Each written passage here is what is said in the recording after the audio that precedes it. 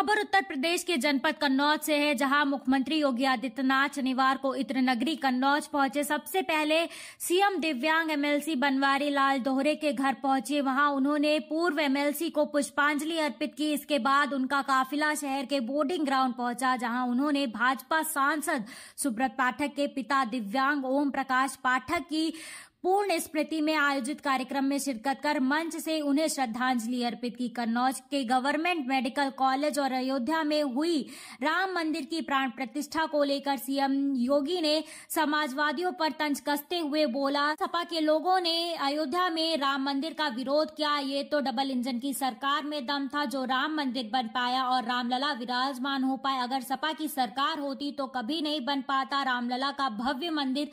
यहाँ पर government medical college था। गवर्नमेंट मेडिकल कॉलेज बाबा साहब भीमराव अंबेडकर के नाम पे था। भारत के संविधान के शिल्पी बाबा साहब भीमराव अंबेडकर।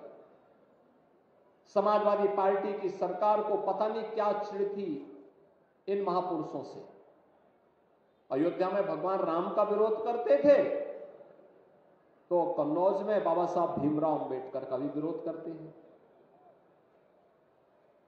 यानी उनको परिवार के बाहर कुछ भी नहीं दिखाई देता है, अपने परिवार के बाहर सोच ही नहीं सकते।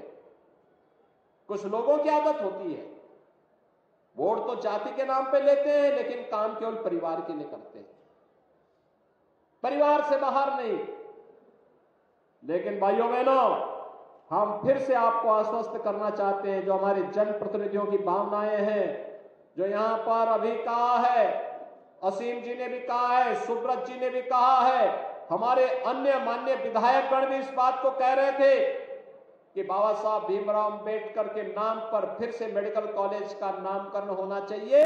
और मैं आपको आश्वस्त करने के लिए आया हूं कि बाबा साहब भीमराव अंबेडकर के नाम पर फिर से जाना जाएगा कन्नौज का मेडिकल कॉलेज। और जो भी सुविधाएं यहां के लिए उपलब्ध करवानी हो, और अत्याधुनिक सुविधाओं को इसके साथ जोड़ेंगे।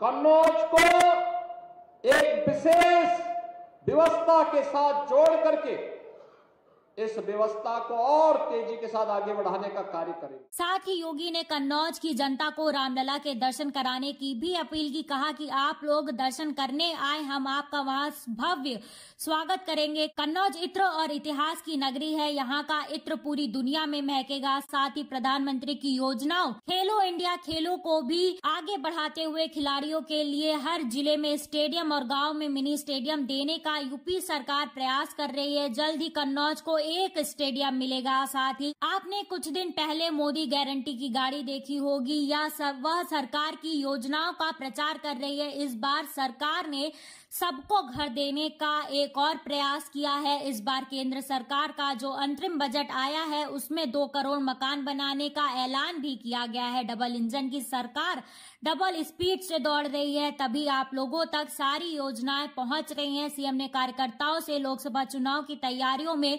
जोरों शोरों से जुटने का आह्वान भी किया।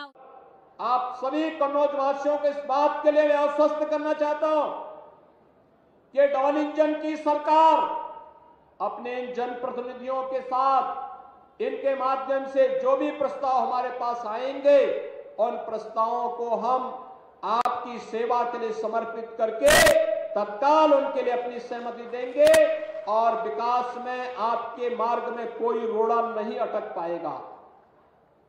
वेलफेयर स्कीम का बराबर लाभ बिना भेदभाव के हर तबके को प्राप्त हो पाएगा। और यही तो डबल इंजन की सरकार का कार्य है। मकान सबको, शौचालय सबको, राशन कार्ड सबको, आयुष्मान का कार्ड सबको, लेकिन योजना का लाभ तो सबको देंगे, लेकिन तुष्टीकरण किसी का नहीं करेंगे, किसी का नहीं करेंगे। उन्होंने मातृ शक्ति सम्मान समारोह में महिलाओं को सम्मानित किया। सीएम ने उज्ज्वला योजना, आवास योजना और टैबलेट योजना में लाभार्थियों को चेक, चाबी और स्वीकृति पत्र प्रदान किया। इसके साथ ही कम नाम 352 करोड़ की परियोजनाओं का लोकार्पण भी किया। कन्नौज से मनोज गुप्ता, अंशु पंडित की रिपोर्ट।